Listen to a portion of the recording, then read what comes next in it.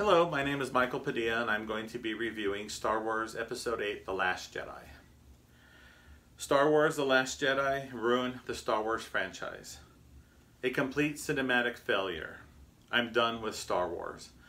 Well, these are quotes that you might hear from some longtime Star Wars fans that really didn't enjoy the movie. Me, as a longtime Star Wars fan, really did enjoy the movie, and I can tell you that it did not ruin the Star Wars franchise for me. Me and my nephew went to see the premiere of the movie, and he's 10 years old. He really enjoyed the movie.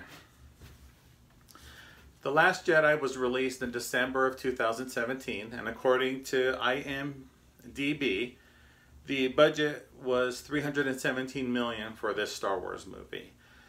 The Star Wars The Last Jedi had a worldwide gross of $1.3 billion.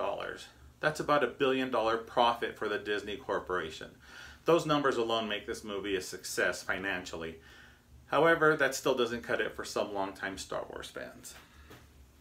The problem with the longtime Star Wars fans is they have a preconception of what this movie should have been.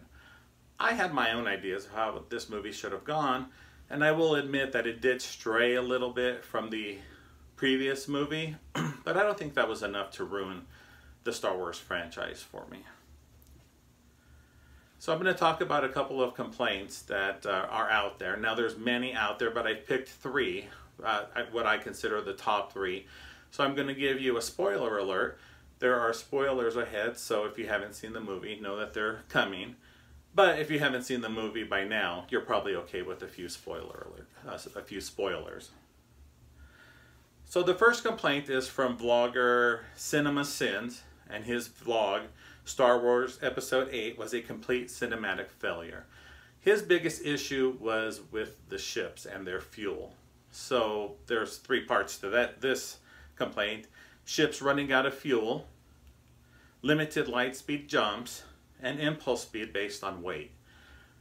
Now, while this is something new to the Star Wars movies, I just think it's something that it doesn't really impact the story. Now, if you've seen the movie, you realize that this whole movie is about the ships running out of fuel, the Empire catching up to them and destroying the ship. So it does have a huge role in this movie. But again, I don't think it's enough to ruin the Star Wars franchise. Other complaints are, well, when I gave the spoiler alert warning, I should have also given the nerd alert warning. The other complaints are new force powers for Princess Leia, where when she's blown out of her ship, the bridge of her ship is destroyed and she's blown out into space.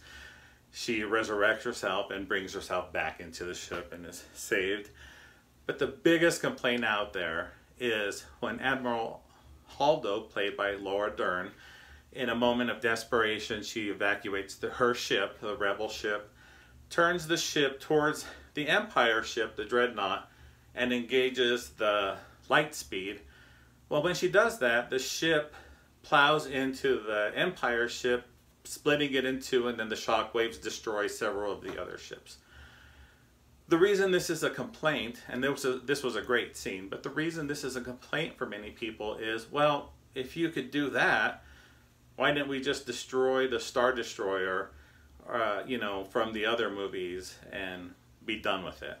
So, I mean, are there some logistical issues? Yeah, sure there is. Again, it's not enough to ruin the Star Wars franchise for me. Most of the criticism that I'm talking about is derived from what people call fan income.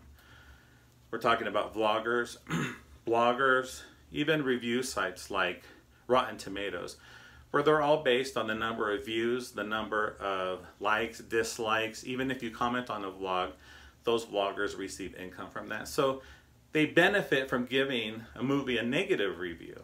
So I think that's a huge portion of it. But I do want to talk about some facts from Rotten Tomato. The tomato meter, this is the critics' reviews. So 466 critics, gave the movie a 90% rating. That's an 8.1 average rating out of 10, which is good, right?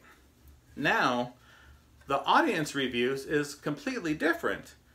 they gave it a score of 43%, a 2.7 average rating out of 10. And this is from 219,000 reviews. So you can see there is a difference there in how people saw the movie. So in conclusion, I just want to reiterate that Star Wars probably could never have truly satisfied everyone.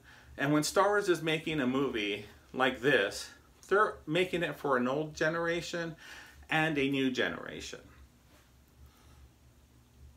I want to share a story with you of when I went to see the movie with my 10-year-old nephew. Now this nephew of mine, he always falls asleep in movies 10 or 20 minutes into it. But in this movie, he was at the edge of his seat the whole time. And in that scene where I was talking about the Holdo, Admiral Holdo scene, he screamed out, "Yeah!" when she destroyed the enemy ship. So while this may not have satisfied a lot of the longtime Star Wars fans, it did satisfy many of the longtime Star Wars fans, and it really did appeal to a new generation of fans. Thank you.